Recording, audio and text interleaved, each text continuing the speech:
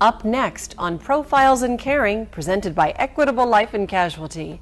What began as an effort to help one student in inner-city Los Angeles blossoms into an organization which today helps almost 500. We share the story of South Central Scholars up next. GoodTube, a website devoted to videos on good people, good works, and good news about the nonprofit world.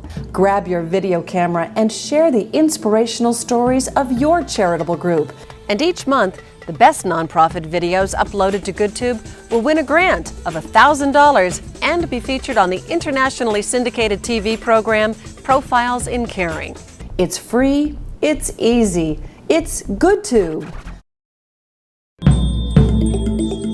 The following Profiles in Caring is made possible through generous support from Equitable Life and Casualty, committed to caring. Welcome to Profiles in Caring. I'm Kimberly Perkins. Have you ever read a book and instantly decided that you just had to see the movie? What if you read a book and it had such an impact on you, you formed a nonprofit organization and immediately began helping underprivileged students? Well, that's exactly the beginning of South Central Scholars in Los Angeles, California. And our Doug Jardine traveled there to bring us the story. My husband and I read a book called And Still We Rise by Miles Corwin that he followed 6 or 8 students, as I recall, in Crenshaw High School for a year. Miles used to be a staff writer for the Los Angeles Times. And he was called out on an assignment to cover a story that was a very tragic story that occurred. 13-year-old African-American male who was an honor student at his middle school was sitting at the bus stop and a van slowly rolled by and blew him away. Apparently they found a neatly folded up test that this young man had written, and part of the test had an essay portion to it. And Miles, being a writer, of course, was interested in his writing style and whatnot, and he was so impressed and moved by the meticulousness of this young man and how he would just so refine his thought processes were just incredible. He depicted their lives and talked about how many of the students would get into college and have a shortfall. In other words, between federal funding and scholarships, they would still be short anywhere from $2,000 to $3,000 or $4,000. And that lack of $3,000 to $4,000 kept them from going to college. And so I thought that we would go down and find a couple of students and give them a scholarship. So we did. She called me and said, gee, we have to do our own foundation and direct it toward these students because we can really help them. So we picked up one student the first year, and we met additional students. And the second year, I forget exactly how many, I think it was 32 the second year, and it's grown up to, it'll be close to 500 this year. She was the first scholar in 2001. What I do is I will go to one of those 23 schools that we draw students from and ask the college counselor if I could speak to the students who have a particular GPA. Normally it's between 3.3, 3.4 GPA. And I will meet with them and discuss with them what South Central Scholars is all about. Normally we'll have 300 to 400 applicants. Last year we gave about 80 scholarships, so it's extremely competitive. And that is what it is like to read a book, in this case, And Still We Rise, and to feel for these extraordinarily bright young people from one of our country's toughest inner cities and their undeniable plight, academically at par or even above many of their peers nationwide, but because of their circumstances, their neighborhoods, their families' lack to financially support them, their plight, to be restricted in seeking and obtaining the opportunity at scholarship at any of a number of our nation's institutions of higher learning. I remember when I was little, I always had a lot of trouble getting to sleep.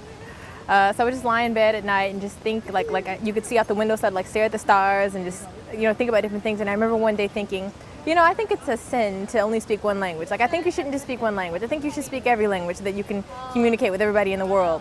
I was like, you have to go everywhere. The world's too small to just stay in one place. You have to go everywhere. I was like, maybe I'll just go everywhere studying. Yeah, that's right. I'll go to college and I'll go everywhere. I'll learn all the languages. When Doris was little, she slept here, sharing this upstairs apartment with her family, literally feet away from one of the busiest roadways in Southern California, I-10. A young girl staring at the stars, dreaming dreams just like you and me, like your kids and my kids, but with the sounds, perceptions, and real dangers of South Central Los Angeles to overcome. Drugs, gangs, school teachers trying their best, but many times overwhelmed by underachieving students bent on denying a learning atmosphere to those like Doris, who so desperately wanted to rise above and out of this environment. But she did, and they did, and you will meet several of them, South Central Scholars all. I do. I love my daddy very much, and he, when we were younger, I mean, he did his absolute best. He would take us to the library every 2 weeks. I remember my dad told me that the day I started reading, you know, he just thought I was like pulling some trick, that I'd memorized the whole book. You know, like everybody, I started reading at a really unexpected time. He cried, and he was like, I knew it. I knew you're gonna be something special. I knew it. You know, this is just how you are. Like, this is just, I've come to just expect this from you, you know. You've always done so well. That college experience made possible through help from South Central Scholars, helping Doris and others just like her not only to find colleges that fit their strengths. From an engineering perspective, you could make yourself incredibly valuable in that kind of field, but providing the financial help to make other smaller miracles happen. Okay, well, we'll go and like we'll see what you need for your room. And I was like, what would I need for my room? A microwave, like a oven, like what would that be? And we just kind of like went and got like really basic stuff like sheets, and you know, I could never afford all that extra stuff. Like we didn't have $10 extra, or let alone $100 extra to go and buy things like that. And so the day that we came home with like the little bags, of stuff, my dad just cried, and he'd always been proud of me, and I always done well. But then just doing well isn't enough, where you come from South Central. And what South Central Board does, and the Friends of South Central Scholars, is everyone opens up their Rolodex. We don't get jobs for students, but we call people and say, I have a wonderful student who's attending Harvard or Berkeley who thinks they want to be an attorney. Do you think you could help them with a summer internship? Many people who've never met a student from South Central completely turns their entire attitude and their entire idea around. 6 months ago, I finished a year-long Fulbright in South Korea.